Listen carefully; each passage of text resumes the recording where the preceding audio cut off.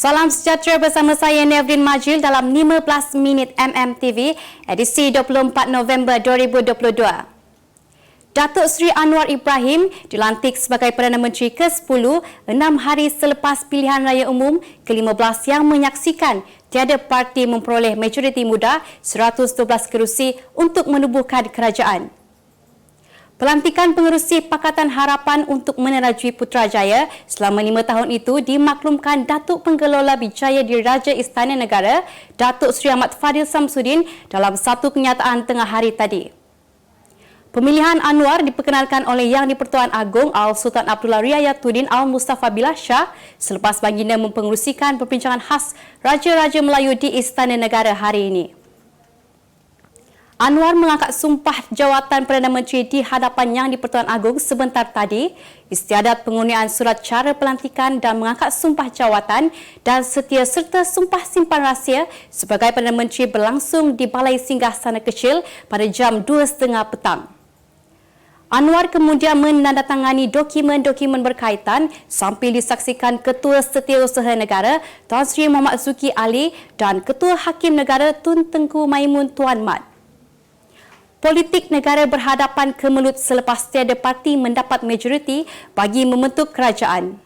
Kemarin Yang di-Pertuan Agong menitahkan Anwar dan pengerusi Perikatan Nasional Tan Sri Muhyiddin Yassin untuk menghadap baginda.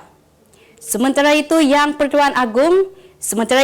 di-Pertuan Agong mengingatkan Perdana Menteri dan Kerajaan Baru Malaysia supaya kekal merendah diri serta meniru resmi parti.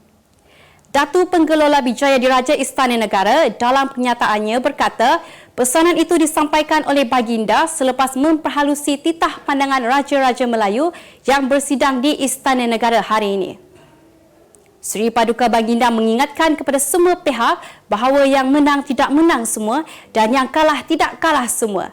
Justeru, bagaikan biduk lalu, kiambang bertaut hulurkan tangan antara satu dengan yang lain bagi merapatkan semula saf antara semua ahli-ahli Dewan Rakyat demi masa depan negara tercinta.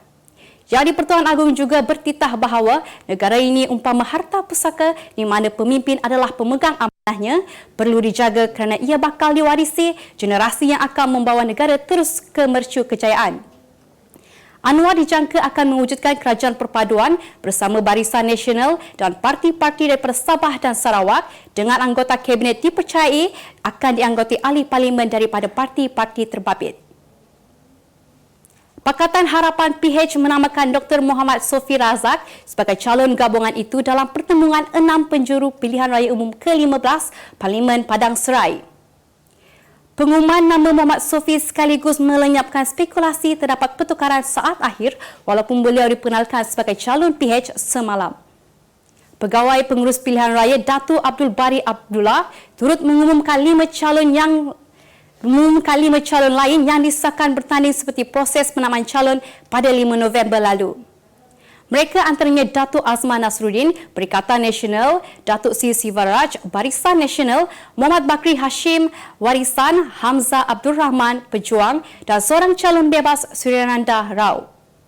Sementara itu, Dun Tioman menyaksikan pertandingan 5 penjuru membabitkan Datuk Seri Johari Hussain mewakili Barisan Nasional, Sulaiman Bakar Bebas, Osman A. Bakar daripada Parti Pejuang Tanah Air Pejuang dan Muhammad Fazli Muhammad Ramli Pakatan Harapan serta Nur Idayu Hashim Perikatan Nasional.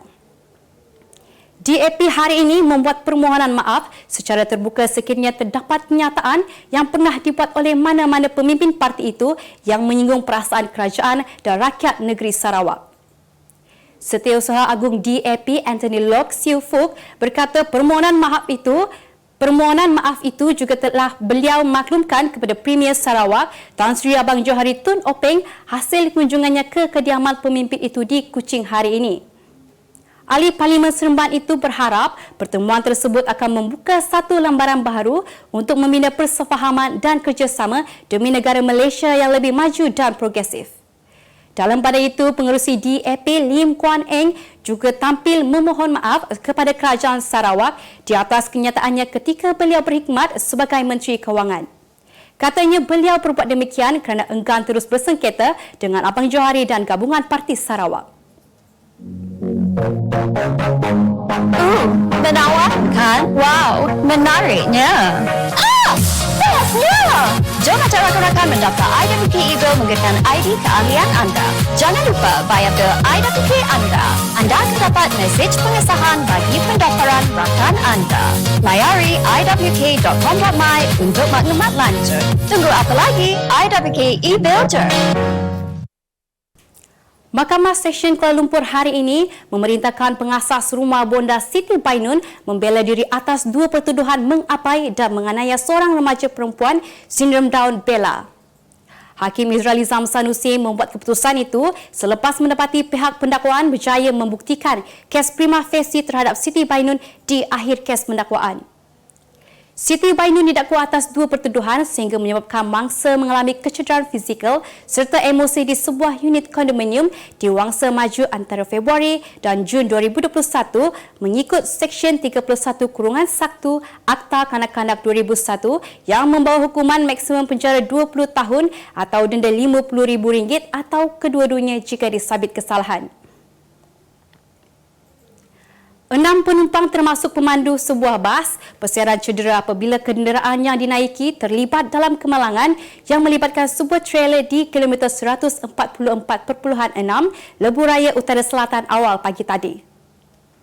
Ketua Balai Bomba dan Penyelamat BBP Bukit Gambir Penolong Penguasa Bomba Muhammad Farizan Mokhtar berkata, dalam kejadian pukul 5.45 pagi itu, pemandu bas berkenaan cedera parah manakala 5 yang lain pula cedera ringan.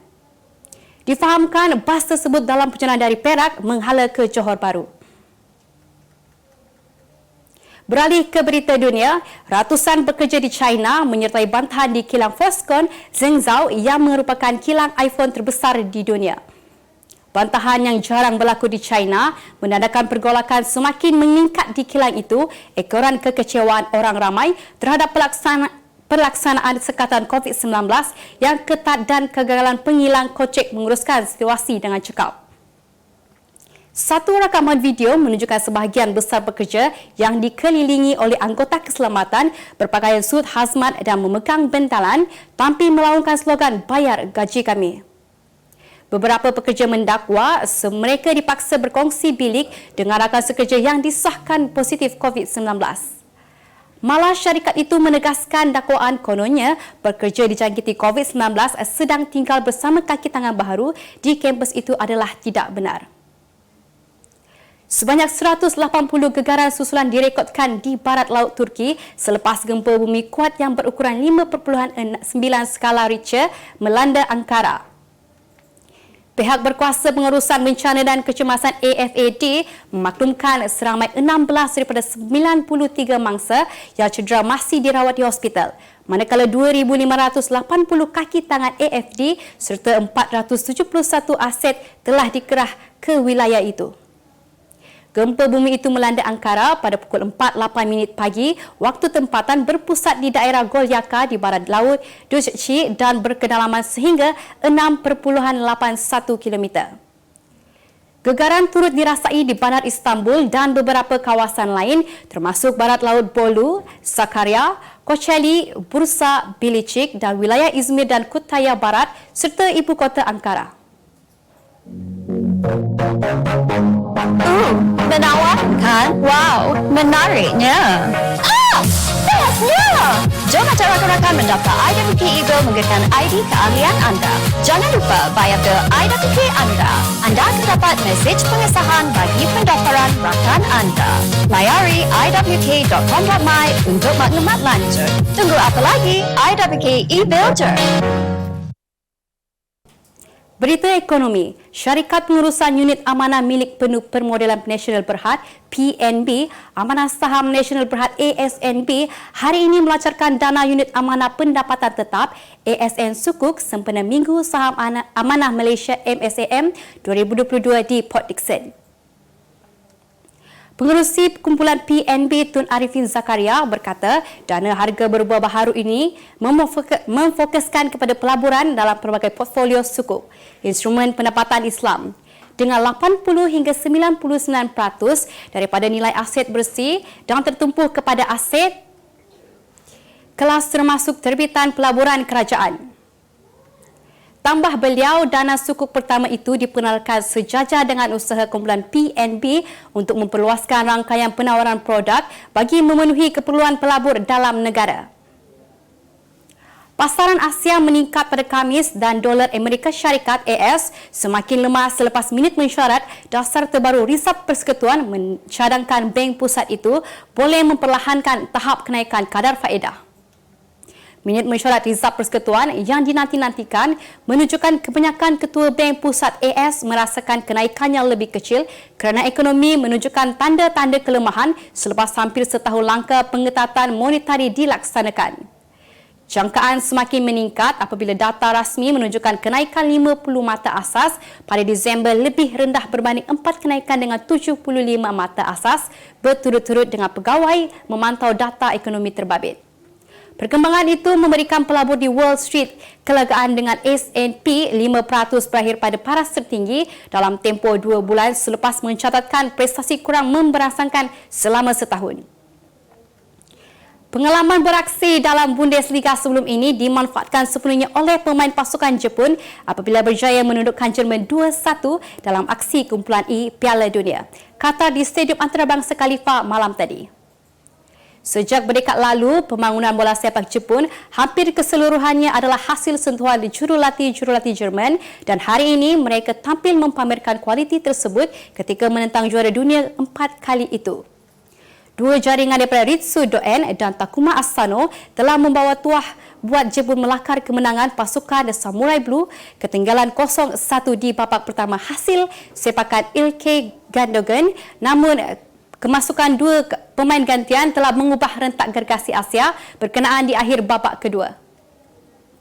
Dalam perlawanan kumpulan E, Sepanyol berpesta setelah membelasa Costa Rica 7-0 di Stadium Altumama, manakala dalam aksi pertama kumpulan F pula, Belgium menang 1-0 menentang Kanada hasil jaringan Michi Batshuayi. Selepas kejayaan pasukan Asia, Arab Saudi dan Jepun menempaskan gergasi Argentina dan Jerman, kini tiba giliran Korea Selatan untuk menunjukkan kejaguan apabila turun menentang Uruguay di Education City Stadium pada pukul 9 malam waktu tempatan untuk perlawanan dalam kumpulan H.